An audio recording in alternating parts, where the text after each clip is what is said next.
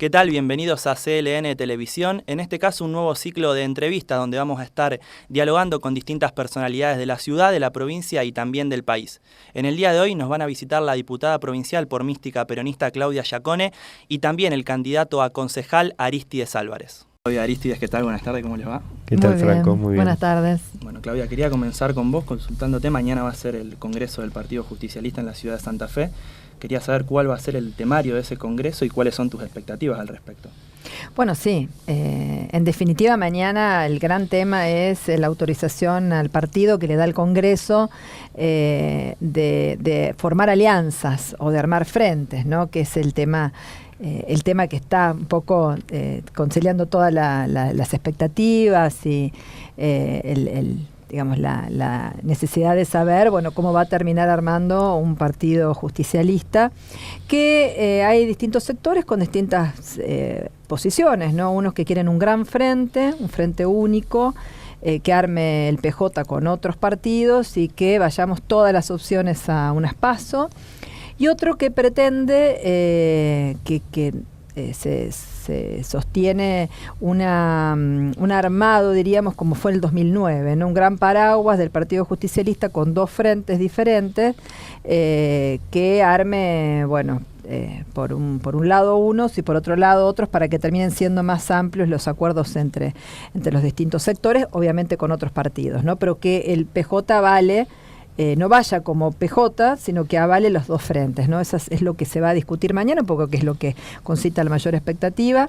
Y bueno, de ahí en más ya pasamos a todo lo que significa las candidaturas, ver la alianza entre los espacios, los partidos políticos. Bueno, es toda una etapa de armados y de estrategias que va a hacer el justicialismo de cara a estas elecciones. Bien, ¿y es posible, es necesaria esa gran unidad de la que estás hablando? Bueno, a la unidad se puede llegar por distintas vías, ¿no? Estas son formalidades en las cuales vos presentás a una elección. Yo creo que la unidad quizás hay que trabajarla, lleva un tiempo. Hoy, bueno, esto lo decimos permanentemente, no hay un líder natural que conduzca la totalidad sin fisuras, entonces hay muchos espacios que lo que tienen que hacer es lograr acuerdos, ¿no? Acuerdos donde se pongan en común, por ejemplo, lo que nos une, las banderas históricas, ¿no? Coincidir en eso más que en las diferencias, y ahí vos vas pudiendo armar un acuerdo de conjunto. Obviamente que todos queremos que sea posible ese marco de acuerdo, ese marco de unidad de esta manera. Lo vamos a ir viendo en este corto plazo que nos queda a la presentación de candidaturas. Si no es así, la mejor estrategia o la mejor herramienta son las internas, ¿no? Para después, bueno, de acuerdo a los votos que saca cada sector, se armará una lista, conducirá al que tiene más votos y todos los demás acompañaremos. Perfecto. ¿Y qué crees que pasó para que falte esa conducción clara que a lo mejor años anteriores estaba, no solo pensando en las elecciones de ahora, sino ya en el 2019?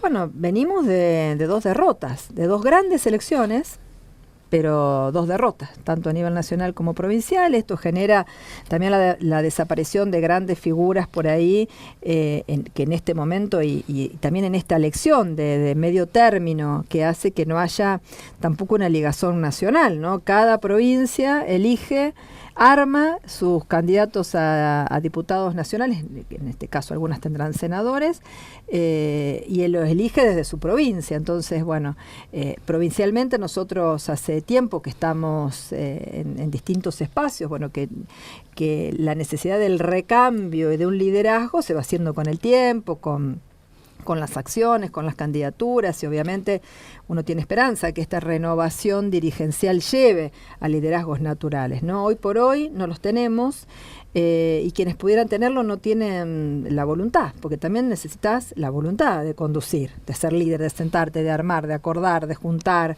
Bueno, evidentemente el peronismo hoy no lo tiene y tiene que hacer un esfuerzo que depende en parte de la gran responsabilidad que a mi juicio debemos tener hoy los dirigentes del peronismo, y de la grandeza que también debe existir para que prime un proyecto común frente a todas las particularidades. Bien, y en este proyecto vos estuviste recorriendo la provincia durante varios meses ya. ¿Qué es lo que palpás, qué es lo que sentís de las necesidades de la gente que ellos te expresan a vos para poder, en el caso que seas elegido obviamente, llegar al Congreso de la Nación con una agenda de los temas que le importan a la gente? Sí, en principio nosotros nunca dejamos de recorrer, mira, ni cuando fui diputada nacional, ni cuando estuve en la delegación de la agricultura familiar. Creo que la esencia de un político es estar cerca de la comunidad, cerca de la gente, escuchando permanentemente las necesidades y las propuestas, ¿no? En eso fue un continuo. Y por otro lado, lo que vamos a llevar, sea yo candidata o sea nuestro espacio con nuestros candidatos, lo que nosotros dijimos es que desde el espacio que comenzamos a crear desde el 2015 con Julio Egiman, el otro diputado de nuestro bloque, dentro del peronismo, que se llama Mística Peronista, que lo llamamos así desde comienzos del 2016, apenas asumimos, es un poco sumar dentro del peronismo toda esa militancia, la mística, le decimos nosotros, que ¿qué es? El cara a cara con la gente. Eso de poder reflejar que el tarifazo en los servicios públicos realmente está haciendo estragos en nuestra base social, que nuestras pymes se cierran, que donde vamos hay alguna empresa o que cierra o que está echando gente, o que hay una problemática de inundaciones o crisis hídrica muy importante, digamos. Nosotros vemos que la situación que está atravesando Santa Fe es de una gran debilidad en la gestión pública que viene de las anteriores gestiones del socialismo, que hoy quizás se quiere revertir, pero que no, por algún lado te explotan las cosas. Vos sabés lo que nos ha pasado con el transporte público de pasajeros, que un poco detona el choque de Monticas, pero cuando vos empezás a develar, hay todo un sistema arcaico basado en títulos precarios que maneja el transporte público de pasajeros sin que se contemple el derecho de los usuarios, las licitaciones transparentes, un registro de operadores, porque terminás cayendo en las mismas manos que son los dueños de todas las empresas que están circulando, ¿no? Bueno, como ese, un montón de temas, la inseguridad, toda esta cuestión de la no conducción política de las fuerzas policiales con todos los hechos que estamos viviendo, una gran preocupación en el tema educativo que ha ocurrido con el tema salarial de los docentes, pero también con toda la problemática que trabajamos mucho con Arístides, que es la presencia de la violencia, que hoy también lo estamos viendo en los distintos colegios, violencia que deben atajar, entre comillas, los docentes que a veces no tienen tanta espalda, ¿no? Ni tanto respaldo. Bueno, muchos temas que aquejan en la medida que nosotros nos acercamos, falta de obras en rutas que hoy estamos empezando a hacer vía endeudamiento histórico para Santa Fe, en dólares, en el mercado financiero internacional y no en las estructuras de los organismos financieros internacionales, los organismos, digamos, tipo Banco Mundial, ¿no? Que tenían otras condiciones, pero bueno, este es el marco con los que nos encontramos y creemos que Santa Fe debe primero elegir candidatos que vayan a defender a Santa Fe en el ámbito nacional. Desde nuestro lugar coincidimos con todo el arco del Partido Justicialista, debe ser resistente a políticas de ajuste macroeconómicas que nos está llevando a perder nuestra matriz productiva en Santa Fe, apertura de importaciones indiscriminada, que hace ausencia del Estado, ¿no? A Grana Fruta en Coronda se va, no porque tiene una crisis, porque decide irse a Corrientes y ahí ajusta con otro, y ahí tiene que haber un Estado cuidando 50 familias en Coronda. Realmente es un impacto muy fuerte para toda una comunidad. Sí, justo a ese punto te quería llevar, el tema de los tarifazos. Hubo la mitad del país que no eligió este actual gobierno nacional. ¿Crees que en el Congreso está bien representada la mitad que no quiere o que se mostró a lo mejor disconforme con el gobierno de Macri? La verdad que ha habido un disgregamiento de esa mitad que no quería esto, ¿no? Y eso es lo que hay que enmendar. Yo creo que el peronismo hoy tiene que estar a la altura de ese sector de la sociedad que hoy no tiene esa representación. Por eso digo que es muy importante esta elección.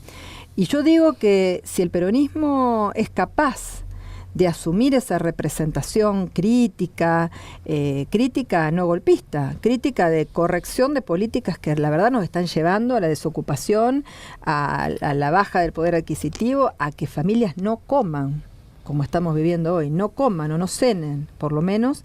Creo que es una gran oportunidad que vamos a dejar pasar, porque es el momento en que el peronismo tiene que tener dirigentes que estén a la altura frente a un oficialismo provincial que tiene un desgaste y una debilidad muy fuerte con todos los temas que no se han resuelto en las gestiones anteriores y que se suman a otros nuevos que aparecen, y a una gestión nacional que mínimamente tiene que sentir el termómetro en una elección, que es lo más fidedigno. Vos podés salir a la calle, hacer marchas, protestar, pero la verdad que la foto del voto de la sociedad a la hora de un gobierno, de saber si corrige o profundiza, es fundamental. Y estas elecciones para el peronismo son una oportunidad, incluso si hacemos las cosas bien, para salir victoriosos, te diría, si representamos a toda esa parte de la sociedad que merece estar representada en el Congreso. Bien, perfecto. Y Aristides, antes Claudia mencionaba el tema de la violencia.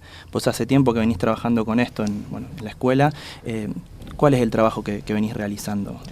Bueno, el trabajo es a partir de la experiencia como directivo y impactado por los hechos de violencia, de acoso, trabajar no solo dentro de nuestra escuela, sino empecé a ver que la necesidad estaba en muchísimas escuelas donde hay directivos y docentes que se sentían muy solos para trabajar esto, y bueno, entonces empezamos con Claudia a organizar charlas en distintas escuelas de la ciudad y de toda la provincia, y cada vez que vamos a una escuela, a veces lo hago en compañía de alumnos que se expresan con el rap, por ejemplo, o cuentan sus testimonios, inmediatamente suceden expresiones de los mismos chicos que se animan a hablar en esas charlas de lo que les pasa. Entonces nos preguntamos por qué no lo hacen a diario en sus escuelas, o por qué no lo hacen con su familia. Y bueno, a veces porque no los sabemos escuchar a los chicos, ¿no?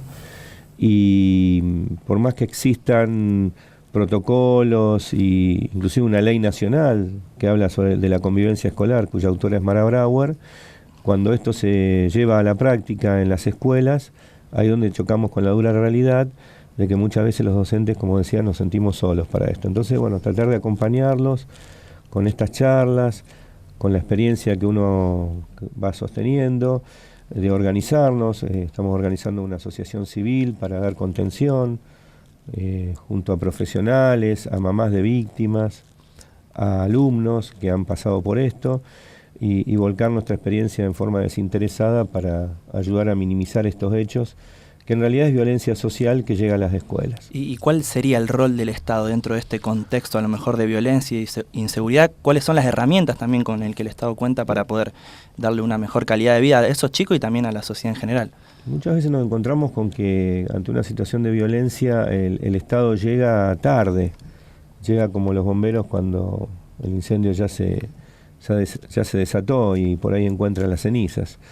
El Estado debe proveer herramientas de formación, no solo un manual para saber qué hacer, porque cuando vos te encontrás con esa situación, cuando te encontrás con que viene un padre y golpea al directivo o a una docente, o viene un alumno armado a la escuela, o el acoso en las redes sociales, que no es menor y que puede llevar a hechos muy lamentables como hasta el suicidio, el Estado tiene que estar presente las 24 horas. Por eso la ley de convivencia escolar, entre otras cosas, hablaba de un 0800, una línea gratuita donde podamos llamar los docentes y la familia y los alumnos en cualquier momento del día para pedir ayuda, porque el acoso no es solo en el horario escolar, se sucede las 24 horas del día y durante los fines de semana. Una de esas herramientas, por ejemplo, es ese 0800 que no se llevó a cabo porque la provincia de Santa Fe no adhirió a esta ley nacional. Y hoy lo que tenemos para recurrir es el gabinete socioeducativo, que si bien trabaja con profesionales y yo creo que tiene buena voluntad de hacerlo, no alcanza para atender a la demanda de tantas escuelas en la provincia. Y las escuelas no tenemos herramientas, entonces bueno, recurrimos al ingenio y a la creatividad y al compromiso de cada docente. Bien, y desde afuera, viéndolo desde afuera, ¿cuál es tu análisis que haces del actual Consejo Local, que tiene 28 concejales sobre 18 bloques, lo que hace a lo mejor a veces muy complicado la llegada a un consenso, a un acuerdo? Sí, eso habla de la dispersión que antes hablaba Claudia. El análisis es que cada elección nos vamos desuniendo más, ¿no? Nuestra idea es de llevar al Consejo nuestra experiencia en educación, en deporte, para formar a los jóvenes y en tratar de asistir desde el Estado municipal, desde el Consejo, con leyes que protejan a los jóvenes, que le den los elementos para que puedan ir a estudiar realmente. No creo que sea el desánimo de ellos de no ir a estudiar, al contrario, pero bueno, esas herramientas son transporte, asfalto, iluminación, seguridad, alimentación, para que sí realmente se pueda dar la igualdad de condiciones para todos. Si no, nos quedamos en el eslogan. Nosotros venimos recién de una escuela muy carenciada y vimos que todos los chicos quieren estudiar. O sea, no es que que hagan el ciclo secundario solo porque es obligatorio, sino ellos saben que la herramienta, que la educación es la única herramienta que tienen para poder superarse y para poder plantarse para mejores condiciones de trabajo, para poder pelear por sus derechos. Así que creo que podemos aportar desde ese lugar mucho al Consejo. Somos en mi caso no tengo una trayectoria política, nunca fui funcionario político y creo que la política necesita renovarse y creo que la política es la única herramienta que permite transformar la realidad, más allá de mi actividad en la educación. Quiero volcar esa experiencia en la política. Perfecto, muchísimas gracias. Gracias a vos. Ustedes.